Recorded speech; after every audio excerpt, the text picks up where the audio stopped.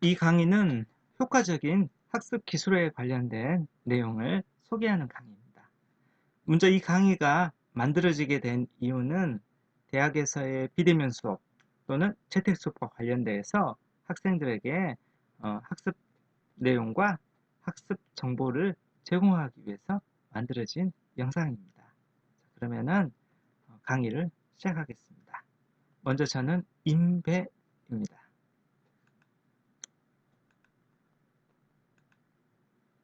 강의의 주요 내용을 설명드리겠습니다. 학습 목표는 학습자가 이 강의를 듣고 난 다음에 갖춰야 되는 능력, 즉 할 수 있는 능력을 우리가 보통 목표라고 얘기합니다. 이 강의 학습 목표는 학습 기술의 의미와 필요성을 설명할 수 있다. 그 다음 책 읽기 과정과 마인드맵 작성법을 알고 실천할 수 있어야 됩니다. 그리고 마지막으로 학습 기술의 중요성을 아는 것이 이 강의의 중요한 또 학습 목표에 해당합니다. 이 강의의 핵심 질문, 빅 퀘션 또는 키 퀘션이라고 할 수 있는 질문이 있습니다. 그 질문은 바로 어떻게 하면 효과적으로 공부를 잘할 수 있을까입니다. 이 질문은 모든 학생들, 저도 마찬가지입니다. 배우는 사람들에게 아주 중요한 질문에 해당합니다. 이 질문에 대한 안내 또는 소개가 이번 강의의 주된 이야기가 될 것입니다. 자, 그러면은 하나씩 하나씩 내용을 살펴보겠습니다. 자, 그러면은 학습 기술의 필요성에 대해서 설명하겠습니다. 우리가 자동차를 운전하기 위해서는 반드시 운전면허증이 있어야 됩니다. 운전면허증은 운전하는 기술을 가지고 있다는 것을 나타내는 증명서에 해당합니다. 이 포스터는 영화 포드 앤 페라리의 포스터입니다. 이 영화는 미국의 포드 자동차 회사가 경주용 자동차를 제작하고 또 이탈리아 르망 대회에 참여해서 우승하는 과정을 그린 실화입니다. 이 경주용 자동차를 운전하려면 당연히 운전 기술이 뛰어나야 됩니다. 만약에 승용차만을 운전을 했던 운전자가 경주용 자동차를 가지고 자동차 시합 대회에 참여하기가 어려울 것입니다. 왜냐하면 경주용 자동차는 운전하는 기술이 일반 승용차보다 훨씬 더 높기 때문입니다. 그렇다면 운전 기술도 사람마다 분명히 차이가 있을 것이고 그 다음에 뛰어난 운전 기술이 있는 것처럼 학습 기술도 마찬가지입니다. 이 학습 기술은 사람마다 분명히 다르고 그 다음에 자신의 적합한 학습 기술이 각자 분명히 다를 수 있습니다. 하지만 공통적인 것은 누구나 학습 기술을 가지고 있어야만, 다시 말하면 효과적이고 뛰어난 효율적인 학습 기술이 있어야만 시간과 그 다음에 에너지를 줄여서 공부를 할 수 있게 됩니다. 따라서 어떻게 하면 효과적으로 공부를 잘할 수 있을까는 결국은 학습 기술을 누가 더 뛰어난 효과적인 학습 기술을 가지고 있느냐와 결국은 같은 것일 것입니다. 이 강의에서 학습 기술을 이야기하는 것은 저나 또 공부하는 모든 사람들이 효과적으로 공부를 잘할 수 있을까? 여기에 대한 하나의 설명에 해당합니다. 두 가지 학습 기술에 대해서 소개를 하겠습니다. 첫 번째는 책 읽기입니다. 그리고 두 번째는 마인드맵 작성하는 방법입니다.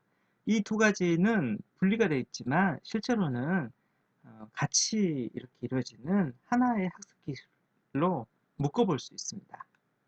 그리고 책 읽기와 마인드맵을 작성하는 것은 지속적인 연습이 필요합니다. 왜냐하면 많은 시간이 필요하고 익숙해지기 위해서는 많은 시간, 즉 연습이 필요합니다. 또한 이 학습 기술을 연습하는 데 있어서는 너무 많은 생각을 하면 안 됩니다. 어쩔 때는 좌절해도 됩니다. 그리고 이 좌절을 하고 난 다음에 다시 또 한번 시도해보고 또 다시 연습하고 이러는 과정 속에서 여러분이 효과적인 학습 기술을 얻게 될 것입니다. 첫 번째, 책을 읽는 기술과 관련돼서 많은 학생들이 자신의 책 읽기 능력이 부족하다고 생각합니다. 책만 보면은 머리에 이렇게 쥐가 난다고, 그 다음에 책만 보면은 잠이 이렇게 온다고, 또는 자신은 책 읽는 거하고 담을 쌓았다, 이렇게 생각하는 학생들이 있습니다. 책 읽기 능력이 부족한 이유는 여러 가지가 있을 것입니다. 저도 이 중에서 하나를 가지고 있습니다.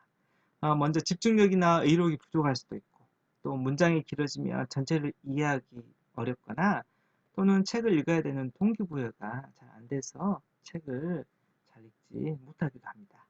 또는 자신과 자신의 분야, 흥미와 관련하는 책을 읽을 경우에, 또 평소에 책 읽는 연습이 전혀 안 된 경우나, 또는 책을 읽는 과정에서 한 번 책을 읽을 때 분량을 지나치게 꼼꼼하게 또는 왔다 갔다 이렇게 읽게 되면 많은 시간이 걸리게 됩니다. 하지만 이런 여러 가지 책을 읽는 능력이 부족하다는 이유가 있는데, 제 생각에는 학생들이 책 읽기가 어려운 이유는 바로 학문적 책 읽기에 익숙하지 않기 때문입니다. 자, 학문적 책 읽기를 설명을 하겠습니다. 학문적 책 읽기와 대비해서 실제적 책 읽기가 있습니다. 예를 들어서 논문이나 철학서, 심리학, 대학 교재는 학문적 책 읽기 영역에 가깝습니다. 그 반면에 문학이나 신문은 실제적 책 읽기 영역에 해당할 수 있습니다. 식기기나 만화책도 마찬가지입니다. 이 식기기나 만화책도 실제적 책 읽기에 해당합니다. 음식에 대한 여러 가지 유래나 여러 가지 재료의 특성들을 잘 소개해 놓은 책입니다. 식객이란 만화책에서 어떤 음식이 어디 있는지만 파악할 수 있습니다. 파악하면 됩니다. 문학책도 실제적 책에 들어있는 이유는 예를 들어서 소설 같은 경우에는 저자가 만들어 놓은 세계, 그걸 이중세계라는데, 이 세계에 독자가 읽어가면서 푹 빠져들어서 읽어야 됩니다. 만약에 소설책을 읽어나가면서 지나치게 논리적이나 분석적인 사고, 질문하는 과정을 거치게 되면은 재미있는 읽기가 되지 않을 것입니다. 신문 같은 경우에는 육하원칙이 서술되어 있기 때문에 실제적인 책기에 포함됩니다. 또한 자격증 같은 경우도 대체적으로 실용적이고 실제적인 거에 해당할 수 있고, 임용고사 같은 경우에는 각 교직 과목에 따라서 조금씩 그 영역이 좀 다를 수 있습니다. 교육 철학이나 교육 사회 같은 경우에는 질문하고 생각하고 핵심 개념들을 좀 분명히 파악해야 되는 그런 이제 교직 과목에 해당하게 됩니다. 한편 교직 실무나 교육 행정 같은 경우에는 조금 실제적인 그런 내용들이 있기 때문에 꼭 실제적 책기 영역에 포함될 수 있습니다. 학문적 책기하고 실제적 책기 이 둘은 분명 사고 과정이 포함되어 있습니다. 그렇지만 학문적 책기에는 보다 능동적 노력이 더 필요합니다. 이 능동적 노력이라는 것은 질문하고 핵심을 잡고 의미를 부여하고 저자의 주장을 이해하는 노력이 더 필요하다는 것입니다. 하지만 우리가 이제 학생들, 특히 학생들이 실제적 책기는 초등학교, 중학교, 고등학교 과정을 거치면서 익숙할 수 있지만 학문적 책기는 연습이 잘 안 돼 있습니다. 특히 대학에서 교재를 공부하는 이 과정은 학문적 책기, 즉 능동적인 노력이 또 포함되어 있기 때문에 학생들이 공부하는데, 즉 책을 읽는데 어려움을 느끼게 됩니다. 자, 그러면은 능동적 노력이 필요한 학문적 책 읽기를 어떻게 해야 되는지 그 학습 기술을 소개하겠습니다. 첫 번째 책 읽기 학습 기술은 먼저 그 절차 과정을 먼저 살펴보겠습니다. 책 읽기 과정은 절차는 1차 읽기가 있고 그 다음에 2차 읽기 그리고 2차 읽기 과정에서 발견하기가 포함되어 있습니다. 그리고 어, 마지막으로 정리하는 과정이 책을 읽는 학습 기술에 해당합니다. 좀 더 구체적으로 설명하면은 1차 읽기는 대충 끝까지 읽기, 즉 훑어보기에 해당합니다. 2차 읽기는 꼼꼼히 정독하면서 읽는 것인데 이 과정에서 중심 문장, 핵심어를 찾고 발견하는 것이 필요합니다. 이 중심 문장이나 핵심어를 찾는다는 것은 그 저자가 이야기하는 중요한 내용들을 이렇게 찾는 것, 그 다음에 이해하는 것, 또 분석하고 또 그 내용에 대해서 자기가 의미를 부여하는 그 과정이 해당할 수 있습니다. 그리고 이 과정이 발견하기 과정이 거치게 되면은 전체 구조를 파악하고 정리하는 작업이 있어야만 기억과 이해에 도움이 됩니다. 그 방법으로는 노트 필기 방법, 또 마인드맵을 그리는 방법이 정리하는 과정의 대표적인 학습 기술에 해당하게 됩니다.